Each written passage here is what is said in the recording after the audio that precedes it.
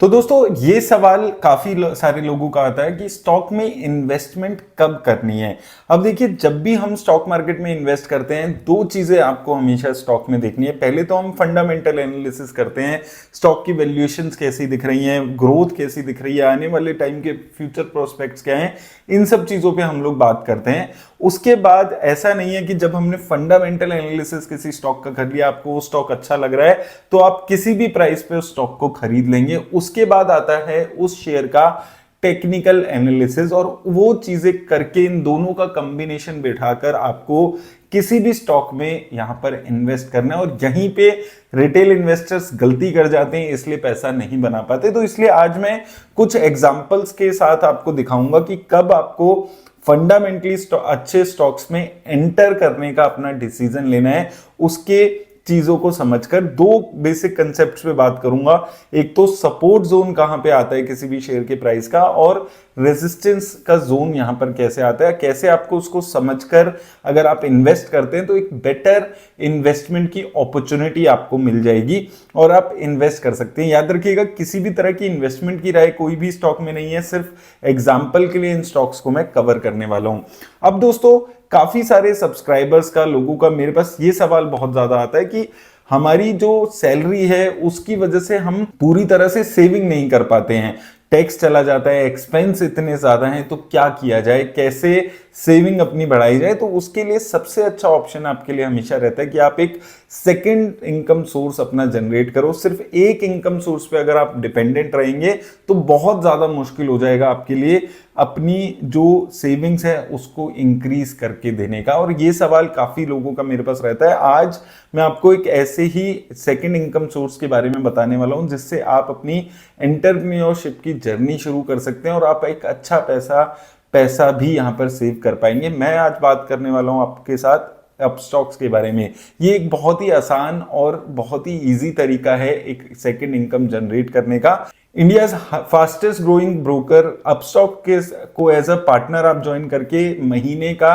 1 लाख रुपए तक कमा सकते हैं। यस, अपस्टॉक्स का हाई रेवेन्यू मॉडल आपको एक अच्छा खासा सेकंड इनकम जनरेट करने में हेल्प करता है, और ये एक बेस्ट तरीका है कि आप अपनी सेकंड इनकम जनरेट कर सकते। यहां आपको मिलेगा 40% तक का brokerage share from each of your customers trade, और अकाउंट ओपनिंग इंसेंटिव 100 रुपए से 500 रुपए तक का। वो डिपेंड करेगा कि उस महीने की ऑफर क्या चल रही है। और क्या दे सकता है अपस्टॉक्स इस पार्टनरशिप में? अपस्टॉक्स आपको पूरा सपोर्ट यहां पर करेगा। आपको एक डैशबोर्ड मिलेगा जिसमें आप अपनी जितनी भी अर्निंग्स है उसको देख सकते हैं। विजिबिलिटी आपको काफी अच्छी इसमें मिल जाएगी और एक अच्छा सपोर्ट आपको मिलेगा। इसके साथ साथ वो मार्केटिंग और ब्रांडिंग मटेरियल भी आपको प्रोवाइड करेंगे जो आपके जो कस्टमर्स हैं उनको काफी इंप्रेस करेंगे। और सबसे बेस्ट पार्ट, ये पार्टनरशिप आप घर बैठे कर सकते हैं, कोई झंझट नहीं है आपको ऑफिस जाकर इस पार्टनरशिप को निभाने का। यानी कि अपस्टॉक्स आपको देता है मिनिमम इन्वेस्टमेंट और अमेजिंग इनकम पॉसिबिलिटीज। तो वेट किस बात का कर रहे हो, आज ही अपस्टॉक्स के पार्टनर बनो और खुद के बॉस बनो। लिंक मैंने डिस्क्रिप्शन में दिया है जिसमें आप और जानकारी देख सकते हैं। तो अब आइए दोस्तों चलते हैं और एक बारी मैं आपको एग्जांपल्स के साथ दिखाता हूं कि वो क्या बेस्ट बाइंग लेवल्स किसी भी स्टॉक में आपको कैसे पकड़ने हैं। तो सबसे पहले अगर मैं यहां पर कुछ स्टॉक्स की बात करता हूं तो देखिए, हम सबसे पहले यहां पर कोटक महिंद्रा बैंक का एग्जांपल मैं यहां पर ले रहा हूं। याद रखिएगा, सिर्फ एग्जांपल है, किसी भी तरह की इन्वेस्टमेंट की राय नहीं है। 3 साल से ये स्टॉक अगर आप देखेंगे एक रेंज में यहां पर चल रहा है। अब आपको शेयर में कब इन्वेस्ट करना है, सपोर्ट लेवल से यहां पर कैसे ढूंढना है, तो देखिए बहुत ही तरीका यहां पर आपका ये है।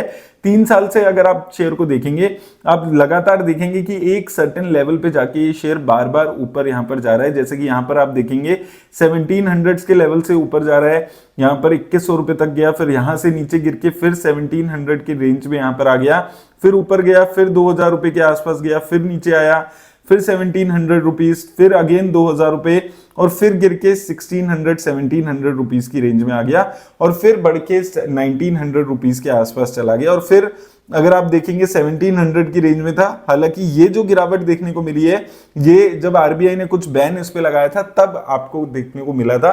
तो सपोर्ट जोन है वो काफी काम करता है, लेकिन कभी कभी आपको ये देखने को मिल सकती है कि अगर कोई न्यूज आ गई है, कोई रिजल्ट्स ऐसे अनएक्सपेक्टेड आ गए हैं, तो इन सपोर्ट लेवल्स को भी कंपनी तोड़ के शेयर नीचे जा सकता है। लेकिन आप यहां पर देखेंगे ये इन सपोर्ट लेवल्स को तोड़ के गया था नीचे, लेकिन उसके बाद फिर अपने इन्हीं सपोर्ट लेवल्स पे आकर ये शेयर ट्रेड करने लग गया है। इसके अलावा काफी और कंपनीज के मैं एग्जांपल आपको दिखाने वाला हूं।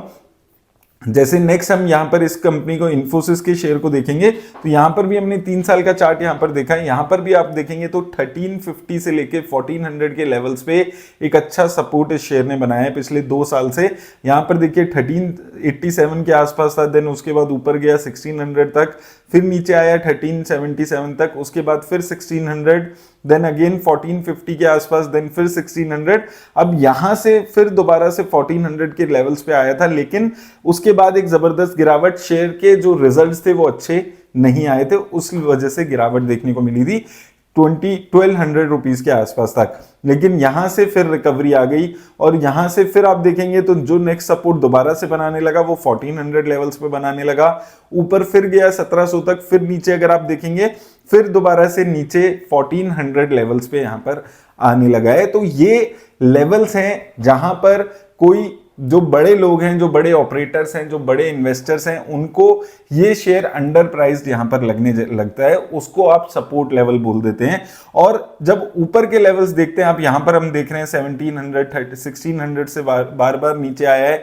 यहां पर आप देखेंगे 1700 से नीचे आया है। कोटक महिंद्रा बैंक में हम देखेंगे तो 2100 1900 इन रेंज से नीचे आया है। तो इन लेवल्स को आप रेजिस्टेंस लेवल बोल देते हैं कि इन लेवल्स तक पहुंचकर अब जो बड़े लोग हैं, फॉरेन इंस्टीट्यूशन है, डोमेस्टिक इंस्टीट्यूशन है, उनको ये शेयर महंगा लगने लगता है, तो वो लोग इस शेयर को बेचने लग जाते हैं। तो इसलिए इन लेवल्स पे जाके ये शेयर गिरने लगता है। वहीं जो सपोर्ट लेवल्स हैं वहां पर जो बड़े लोग हैं इन शेयर्स को खरीदना दोबारा से शुरू कर देते हैं, तो इसलिए वहां पर एक अच्छा सपोर्ट इन शेयर्स के प्राइसेस को मिल जाता है। ऐसे ही अगर हम देखें एवेन्यू सुपरमार्ट्स के शेयर को अगर आप देखेंगे तो यहां पर भी आप देखेंगे 5 साल का अगर हम देखते हैं, 3 साल से कंसोलिडेशन फेज में ये शेयर चल रहा है। यहां पर आप देखिए 1300 के लेवल्स पे एक बहुत अच्छा सपोर्ट इस शेयर ने बनाया हुआ था। यहां पर 1300 गया, देन 4000, देन फिर 3500, देन अगेन ऊपर गया, फिर 3500, देन 3500 की रेंज में। तो ये शेयर भी आप देखेंगे एक रेंज में 36, 35, 3300 इन रेंज में जब जब आ रहा था, एक अच्छा सपोर्ट इसको मिल रहा था, इन्वेस्टर्स बाय कर रहे थे बड़े लोग, और ये शेयर ऊपर की जर्नी अपनी वहां से शुरू कर दी। कुछ रिसेंटली मैंने शेयर्स में इन्वेस्ट किया था, तब भी मैंने आपको बात की थी।